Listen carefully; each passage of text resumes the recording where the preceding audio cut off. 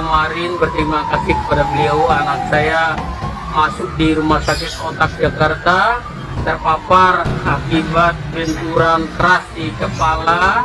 Kemudian dokter memvonis kehidupannya hanya 25%. Ya kita tawakal aja. Kemudian saya berkunjung ke Jakarta untuk mengecek langsung. Ya saya minta tolong ke Pastor Andi lewat video call. Tidak ada pendapatan yang diterima oleh masyarakat. Pendapatan mereka sangat signifikan ketika ada kegiatan Pastor Andi. Karena di mana mereka makan dan minum itu sampai 5 juta per hari dia mendapatkan omset pendapatan. Shalom. Pada kesempatan ini saya akan membahas satu ulasan dengan judul Para Pengkritik Masif Menuduh Bapak Lurah Haji Mustamin dan rakyatnya justru diberkati lewat pelayanan Pastor Andi Simon. Sebelum saya lebih jauh memberikan ulasan terkait dengan hal ini, ada baiknya mari kita simak, perhatikan, dan dengarkan pernyataan berikut ini. Kedepannya apa ini kerinduan Pak Lurah tentang pelayanan kami ataupun kelurahan kita Makassari? Selama tidak melaksanakan kegiatan itu, kami pantau tidak ada pendapatan yang diterima oleh masyarakat yang ada di sekitar pinggir jalan IHS. Pendapatan mereka sangat signifikan ketika ada kegiatan Pastor Andi. Karena di mana mereka makan dan minum itu sampai 5 juta per hari dia mendapatkan omset pendapatan. Dan saya sangat berterima kasih sekali karena banyaknya pendatang yang berobat pengobatan di situ mendapatkan hasil yang maksimal bagi masyarakat Makassari.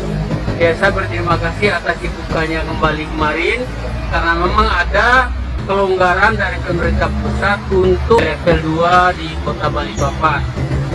Ya, ke depan mudah-mudahan ini tetap di posisi level 1 dan level 2 sehingga kegiatan doa dan penyembuhan bisa dilaksanakan terus-menerus di IHS sehingga pendapatan masyarakat meningkat.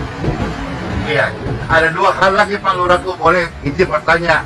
Satu, kan kita sudah kenal cukup lama dan hampir sehari bertemu, keseharian kita apa adanya.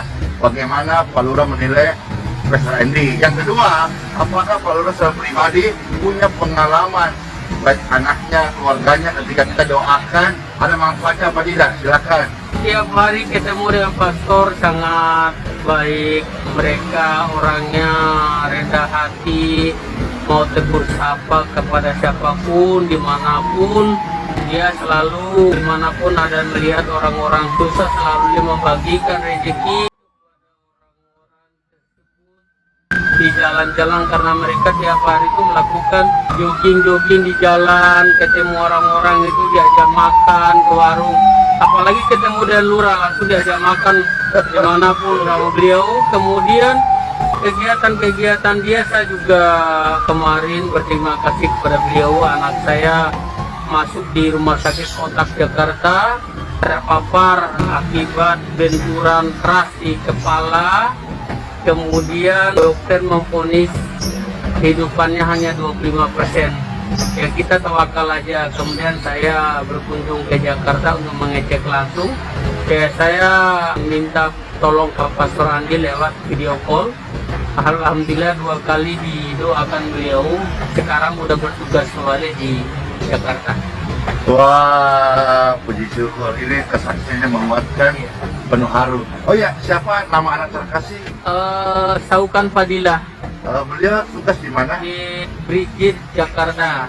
Apa itu? Berarti di TNI. Di TNI. Ya, Pastor menyapa ya, anak terkasih daripada Bapak Lurah namanya? Saukan Fadilah, Pratu Saukan Fadilah. Pratu Saukan Fadilah. Sehat-sehat, panjang umur, karirnya boleh jadi berkat buat Indonesia. Amin, amin. Ya. Saudara dikasih Tuhan, ternyata di balik para pengkritik ini masih menuduh, melontarkan pernyataan-pernyataan yang menghakimi, membangun framing. Tuhan itu begitu baik, begitu luar biasa, mempedulikan, memperhatikan, menolong, membela hambanya Pastor Randi Simon beserta tim dan juga pelayanan yang sedang dikerjakan saat ini. Saya mau sampaikan kepada kita saat ini, Bapak Ibu Saudara, hamba-hamba Tuhan, pastor, pendeta, penutup kepala yang melayani dengan tulus, segenap hati, dengan sungguh-sungguh. Dan orang lain suka mencampuri, orang lain suka merecoki, orang lain suka melontarkan tuduhan-tuduhan yang tidak berdasar. Orang yang tulus hati, orang yang bersih hatinya, orang yang motivasinya lurus. Alasan yang mendorong untuk melakukan pelayanan karena mencintai Tuhan. Sebagai bentuk ungkapan rasa syukur terima kasih kepada Tuhan atas kebaikan karunia Tuhan yang besar telah menebus, menyelamatkan hidup seseorang.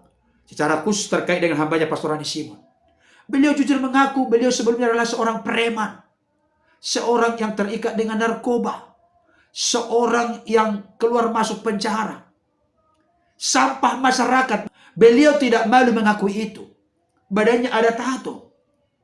Saudara dikasihi Tuhan. Beliau menyadari sebagai seorang yang terhilang dan terbuang sebelumnya. Tapi ketika Tuhan Yesus berkenan memperkenalkan dirinya, membuka hati pikirannya, beliau bertobat. Maka seperti Rasul Paulus berkata, satu saat pun aku tidak meminta pertimbangan manusia. Aku mau persembahkan totalitas seluruh hidupku untuk dipakai oleh Tuhan sesuai dengan potensi karunia panggilan talenta yang Tuhan berikan. Itulah yang sedang dihidupi hambanya Pastor Randi Simon sekarang. Ya itulah. Di zaman Yesus pun ada yang pro, ada yang kontra. Padahal Yesus itu adalah pribadi yang kudus, suci, agung, sempurna, penuh kasih dan seterusnya.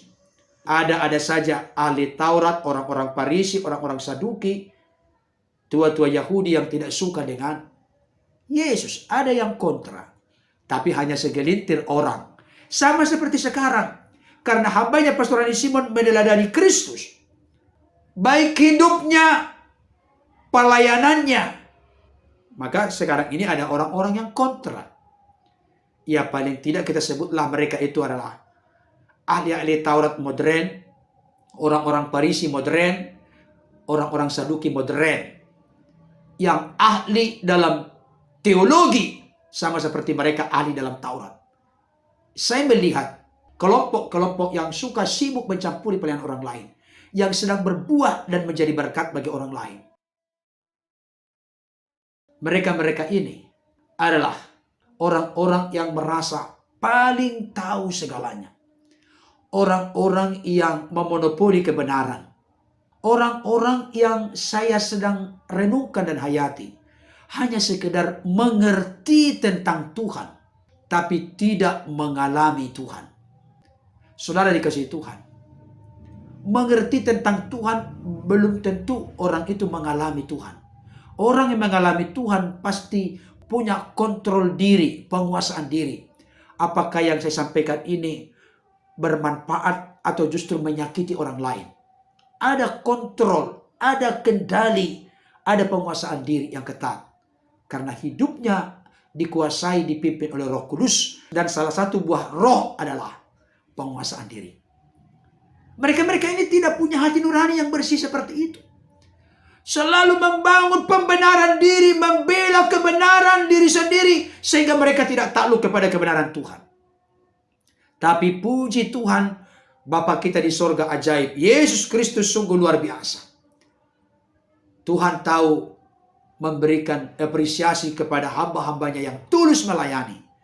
Dan dalam konteks ini, Tuhan bisa pakai siapa saja, dari golongan, suku, ras, agama apa saja, untuk memberikan apresiasi, kepedulian, penghargaan, bahkan penilaian yang objektif, penilaian dari hasil pengalaman bersama.